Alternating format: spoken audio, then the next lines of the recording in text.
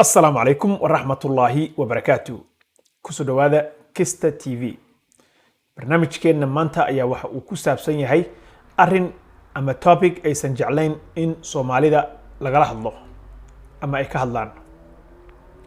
أرين كاس أو توبيك كساب سن حاجة دميركا أما mental health عافماتك دميركا سومالي دا ايا دباتا فربادان وحاكا هيستو arrinkan ku saabsan mental health-ga dad fara badan ayaa waxay geystaan dhibaatooyin kala duwan dad fara badan ayaa waxaa soo gaaro dhibaatooyin fara badan iyana marka midka ay geysanayaan kaliya ma ahe mid kale baa iyaga naftooda soo gaarayo tusaale ahaan gabadhii hadeer Woodbury magaalada la yiraahdo Minnesota ilmaheeda ku dishay oo dhulka madaxa ugu qaraacday waxa ay ku andacootay in ay leedahay history of mental health ama xagga dhimirka inay dhibaato ka qabtay bay ku andacoonaysaa qolay qofna xaruntiisa iskama dilaayo hadii aysan jirin wax ku kalifay arrinkaas inuu ku dhaco taas waa kow tan labaad waxa jirto dad fara badan oo xagga dhimirka dhibaato ka qaba oo iyana aan loo toog haynin oo cid ka warqabta aysan jirin dadkeenana ay u yaqaanaan dad caadi ah so waxaan u baahanahay in arrinkan wacyigelin fara badan laga muujiyo dadka iyo bulshadaba la gaarsiiyo in arrinkan uu yahay arrin serious ah arrin jira arrin dadka kale ama bulshooyinka kale ay ka doontaan ama ay u doontaanba daawo caafimaad ay la kaashadaan dadka khubarada u ah arrimahan ku saabsan maskaxda dadkeena si lightly ah ama si fudud ay u qaataan arrinkan ku saabsan mental health-ga wax fudud ma aha ama maskaxda dhimirka fayoobi qabka dhimirka aan iraahdo waa arrin aad iyo aad u adag dad fara badan oo Soomaaliyeed oo waxaa jiro ay soo gaartay trauma ama arkay dagaalo ka qayb galay dad meeyda meel yaa la arkay dad la dilaya arkay waxaan dhan waxay leeyihiin mental health issues oo isdaba yaala ayaa ka dhalan kara dadka marka faraha badan oo dhibaatada ay ka soo gaartay isma oga in uu dhib qabo xagga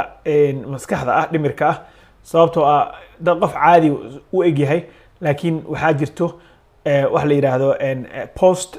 traumatic disorder ayaa jirta ama PTSD oo ciidamada hataa militariga markii ay dagaal ay galaan oo dhibaato ay la kulmaan ama ay dagaal ka soo qayb qaataan dalka Mareykanka naftiisa lagaga daaweeyo laakiin Soomaalida waxaad moodaa in cid u toog haysa ama ka warqabta aysan jirin marka waxaan aad iyo aad u boorinayaa oo una soo dhaweynayaa hay'adan la yiraahdo Mandeq Mental Health oo ay aastay Roodo Cabdulle Colaad oo ka howlgasha gobolka Banaadir mostly ayaan aad iyo aad u bogaadinayaa waa hay'ad waxqabad u leh dadka Soomaaliyeed meel kasta oo ay joogaan waxay qayb ka tahay dalada weyn mental health adduunka ay hadda qayb ka noqotay psychological first aid services maskaxdaada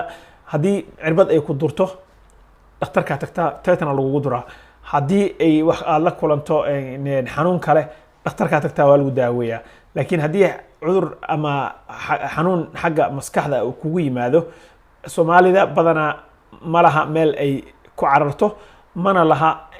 haddii hataa ay leedahay dadkii ma laha the courage ama dhiiranaantii ay ku dhiiranan lahaayeen in ay tagaan ama ay doontaan mental health counseling ama caawin ama maartay la talin ama wax ku tarid ama daawo u qorid dadkii Soomaaliyeed dhibaato adag ayaa ka haysata arrinkan xagga dhimirka ku saabsan dadkan ayaa waxa dhibaatada ugu weyn oo haysata ay tahay stigma ama qofka in lagu shaabadeeyo in uu qof waalan yahay hadii uu isbitaal tago so arrinkaas isaga ah waxaan rabnaa in insha Allah taala ka hortag fara badan laga sameeyo oo la soo sheego waxan inuu cudur yahay sida hergebka isaga daaweyso TB-da isaga daaweyso xanuunadan kale isaga daaweyso inaad kan isaga daaweyn karto oo caafimaadkaaga maskaxda aad ka shaqeyso qof walba oo Soomaali ah haddii aad maaragtay isbitaalka timaado ma aha wax xun waa arrin aad iyo aad u fiican so Mandeq Mental Health wuxuu ka howlgashaa hadda intaan ogahay gobolka Banaadir ama Muqdisho waxaan u malaynayaa only meesha shanaad miya 5 meel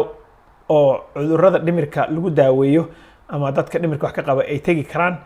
oo Soomaaliya ku taala bay ka mid tahay waan ugu weyn tahay khubarada meeshaas joogtana waxa ay ku takhasuseen oo kaliya xagga mental healthiga nambarka waa nambarka shaashada ku qoran waa la xiriiri kartaa galbihii waxay qabtaan casriye oo ay u qabtaan dumarka inay isugu yimaadaan shaah la wada cabo la sheekaysto stresska la iska saaro dad fara badan oo Soomaaliyeed ayaa waxa ku dhacdo depression ayaa jiro waxaa jiro stress waxaa jiro maaragtay cudurro kale oo trauma ay ka mid tahay oo ku dhaca dhimirka so dadkeena saa idin sheegay stigmada ama waxa laga cararayaa in la dhaho hebel wuu waalan yahay laakiin sidaas ma aha arrinkan waa arrin very serious ah maskaxda dadka in laga daaweeyana way u baahan tahay markii ay wax weyn dhacaan sida qaraxi sooba oo kale uu dhaco ama dhibaato weyn ay dhacdo dad fara badan ayaa ku waxyeelooba familyo fara badan ayaa isku waaya dadkoodii u shaqeynayay iyo dadka wax u qabanayay intaba ku waaya marka dadkaas iyaga ah waxay u baahan yihiin not only in loo tacsiyeeyo in lacag la siiyo in agoontii la caawiyo ma aha kaliya dadkaas waxay u baahan yihiin in la siiyo psychological help ama maskaxda in la caawiyo oo xaggaas laga caawiyo dadkaas dhibaatada faraha badan ay ka soo gaarto arrimaha noocana ayaa maaragtay badana aan helin waa laga yaabaa qof cunto siiyo inuu jiro qof daawo siiyo inuu jiro qof maaragtay wax kale u qabto inuu jiro laakiin waxay waayaan ama aysan helin dadkaas taageero xagga maskaxda ah taasna waa waxa ay maaragtay Mandeq Mental Health ay xooga saarayso askartan saan idin sheegay Mareykanka markuu dagaal galo ama wax u soo arko dhibaato u soo arko waa la daaweeyaa isbitaalay tagaan isbitaalada waxay leeyihiin mental health ama maskaxda xagga dhimirka ah bay leeyihiin waa la geeyaa waa la soo daaweeyaa waa maaragtay waa lala socdaa xaalkooda laakiin annaga wax nala socda ma leh dadkeena marka way ku dhibaato qabaan way ku rafaadsan yihiin arrinkan in laga hadlo xooga la saaro in uusan waxba ka duwanayn cudurkan dhimirka ku dhaca hergebka kugu dhaca in uusan waxba ka duwanayn sida aad daawada ugu raadsato waxan kale oo dhan so waa arrin aad iyo aad bogaadinteeda u leh insha Allah khubarada ka shaqeysa xagga dhimirka oo dadkan caawinta u fidisana waan bogaadinaynaa insha Allah laakiin iyaga naftooda waan soo xiri doonaa si dadkan maaragtay wacyigelin badan loogu sameeyo dhibaato badan ayaa Soomaaliya ka taagan dhibaato badan ayaa qurbaha ka taagan gabdho badan ayaa isla hadlay niman badan ayaa maanta maaragtay dhar iska qaba laakiin wax ay maskax ahaan wax ay ku sugan yihiin aan aqoon so waxaan insha Allah isku dayi doonaa in aan soo xiriirino ama aan soo qabanno dadka khubarada ah oo cilmigan ku takhasusay oo xagga dhimirka dadka wax ka bara oo ka qabta هم ogaanina insha Allah taala programkan wuxuu noqon doonaa program xoogaa dheeraada sababtoo ah waa program u baahan in si in depth ah ama si qoto dheer loo cover gareeyo ama looga wada hadlo sidaas ay u sameeyeen Mandeq casriyaha gabdhaha inay isku wareystaan la isku xog wareysto ayaa sidaana saas oo kale ayaa loogu baahan yahay in dadka bulshada ah loo wacyigeliyo looguna sheego arrinkan you're not alone kaligaa ma tihid soo ha iswareerinin dad dhibaataha u geysan adigana naftaada ha dhibaataynin haddii aad maaragtay wax la kulanto trauma ah ama dhibaato ah la soo xiriir khubarada dhimirka oo ku takhasustay iyada in dadkan ay daaweyso ama ay ka caawiso xagga daaweynta dhimirka waad mahadsantihiin إن شاء الله تعالى برنامج كان وهردع وقيبتي كواد ووادي دونا هدو إلهي إدمو إن أن وعيقلين أسمينا بلشدينا هدو إلهي إدمو أناقا أو كاشن دونا قبرادة داد كان كتقصصي إن أرين كان إستاقع. السلام عليكم ورحمة الله وبركاته. فيديو دنب إن شاء الله تعالى يعني إذن كلا سوى حيرين دونا أن إذن كسو غارسين دونا وحقبتك مانديق mental health iyo mental health institutions kale ama meelaha kale oo aad tagi karto oo aad daawada ka doonan karto. wasalaamtiin. Assalamu alaykum warahmatullahi wabarakatuh.